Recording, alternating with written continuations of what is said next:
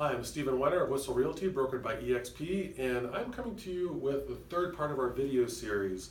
So in the first one, we talked about how to work a CRM, a calendar, have clarity. In the second one, we talked about getting leads, what to do with them, follow-up system. But in this third one, we're really going to go over how to have a conversation. Because if you don't know how to talk to that prospect on the phone, there's no way that person's going to feel comfortable with you and then become a client, which is what we all want. So what I've taken the liberty of doing is giving you a conversational framework, and this is something I do not deviate from ever, because it's like a roadmap. If I was trying to drive from here to New York and I didn't have a GPS, what's going to happen? I'm going to get lost, probably going to run out of gas. If I'm hungry, I have no idea where any food is. I don't know if I'm going north, south, east, or west. I could take a road that just completely takes me for a loop, and I might be going in circles. And that's life, right? So without any kind of guidance, we're gonna always have redundancies if we don't have systems in place. And this for me is a conversational GPS. So when I wrote out this LPMAMA, it talks about location, price, mortgage, agent, motivation, and appointment. And why do I always want to go through these? Since I have that framework, for me, that conversation's automatic, and it allows me to go one or two layers deep in understanding, because I'm not in my head thinking, what do I say next? What do I do now? How do I do that?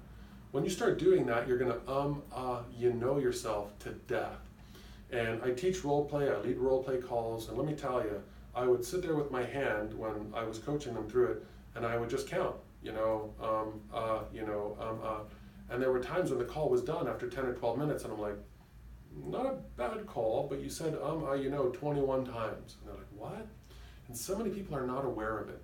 So what I'm helping you do is mitigate that language by having this guidance system. So what do we always want to know? We get an online lead, let's just say. So we're dealing with check equity now, right? But you can do this with somebody that comes in on an open house, somebody that's referred to you, somebody that you just knew in your database from a long time ago that resurfaced, and you have to check everything again to make sure it's still status quo compared to what it was a year ago or 2 years ago. And you're gonna wanna ask them about their location. So for me, I live up in North County in San Diego. I live in Oceanside. So I'm gonna ask somebody if they're inquiring in that area, is Oceanside your primary area? And they're like, yes. And I'll ask them if there are any secondary areas of equal importance. And they might say Vista, San Marcos, Escondido, Carlsbad. But you need to know, because if you focus on the one area that they gave you and didn't ask if there was a second area, you could be missing the mark. And if you miss the mark, you're gonna lose your prospect, your client, because they're gonna start to look elsewhere since you're not filling the entire gap of what they're hoping to find, right? You can never assume that they're gonna tell you everything. It's your job. It is you that has to navigate the conversation, not them. We're not mind readers, so we need to ask. Now there's the price point. They might have called you off an open house sign. Let's just do that right now. They have no idea. They just saw your house sign in an area. They want to be in it. They call you from that number. You start to ask them location, any secondary areas, price point. By the way, that house is $700,000. Is that the price point you're working within? Well, I think so. It's kind of where I want to be, which then takes me into mortgage. I always need to know after I've established the price range that they think they want to be in. And they generally tell me that their credit's awesome, but they don't know what the banking part looks like.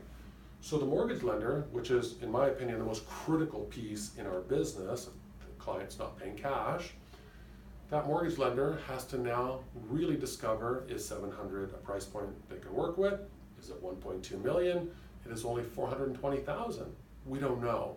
But until we have clarity around that, you shouldn't even be showing houses until you have clarity around that, actually, because you're going to make them fall in love with something that they're not going to be too happy with you about if they can't buy it, because the mortgage lender brought them to reality versus the 700 they were thinking they could do this at, because they went on a Zillow calculator, let's just say. So you really need to figure out the mortgage piece immediately. Then I always ask them if an agent's involved. The way I ask it is a professional. I say, is there a professional like myself that's helping you through the process? And as you noticed, I tap my chest and I nod my head, because I'm doing a little bit of NLP for that person to want to work with me. I'm the professional. I'm saying yes to that. You can use some of these hints, whole different video series we're going to do, but a very, very simple thing. Just tap yourself, nod your head, whatever you're saying around that you want them to gravitate towards for you, with you, okay? And then the motivation. So with motivation, we want to know if they own, if they rent. If they own, do they want to keep the property? Back to the mortgage lender, we have to figure out if that's possible. If they're renting, did their landlord give them notice? Do they have a 12-month lease? Are they a 24-month lease? Can they break their lease? This is what I mean about having to dive in layers deep. The same way, I'm going to go back to agent for a second. When I ask them, is there a professional that's helping you through this process? Professional like myself. They'll either say no, yeah, or yes. And if you noticed how I said the last yes, that's somebody that they're very confident and comfortable with. So their tonality told you the likelihood of you getting them, it's almost none. But the other reply, which was yeah, that always begs for further exploration. And the reason that I say that is because sometimes people just being on an MLS drip and getting things in their email to show them houses, they think an agent's taking care of them. And I'll, again, 1 or 2 layers deep into that. Is that person really showing you property? Have they talked to you in a while? And then you'll start to get the truth. Because there's no reason they would have just said, yeah, if that person was satisfied. So listen for tone, because that tone is going to tell you everything, including when you're certain about everything, right? Use yourself as an example. When you're totally satisfied with something, how do you reply? When you're not satisfied with something and somebody asks you, what do? You might just think about it for a second, kind of look up, look around, think, move your eyes. Somebody can read your physiology and seeing that you're actually having to process that. So the layers deep, again, super necessary because you're discovering what's going on in their world. You're asking enough questions of them that you're going to be building trust because you're asking certain things that they need to talk about. They really need to vocalize these things. And you, as the professional, are there to guide them through that process so that they feel comfortable, not scared. How often do people buy houses? The statistic is around 8 or 9 years now, right? So it's not like somebody's doing this daily, but it's your daily job, but we take it for granted because we think we know everything. But we have to share it, and we have to also explain the experience. And that particular person needs guidance, and that's what we get paid to do. Bring value and also guidance. So now that we know everything, then we're going to set the appointment. And we always want to set appointments, even if someone's 12 months out. Why?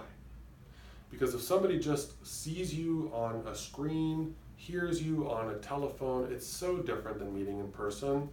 They actually invested time to meet with you, share time in conversation.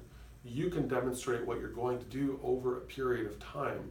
And because you just did that 15, 20 minutes, the likelihood of retaining that prospect and them really becoming a client that buys or sells through you is so much higher than if you were just somebody on a phone or an email. Because how memorable are you? Impossible. So you have to really drill into this system: location, price, mortgage, agent, motivation, and appointment over and over and over. And I used to role play for years. I used to lead role play calls. I would be on these role play calls. I would sharpen my own skills being the agent or the buyer or the seller on these role play calls, so that once I was in these real conversations, I didn't have to make a mistake. Because mistakes in the real world in this business can cost you tens of thousands of dollars, if not hundreds of thousands of dollars, depending on the lead that you're working on. So I just really want to express how critical, not valuable, critical it is to understand how to talk to these people. I'm Stephen Wener of Whistle Realty, brokered by EXP, 3 of 3 in our video series.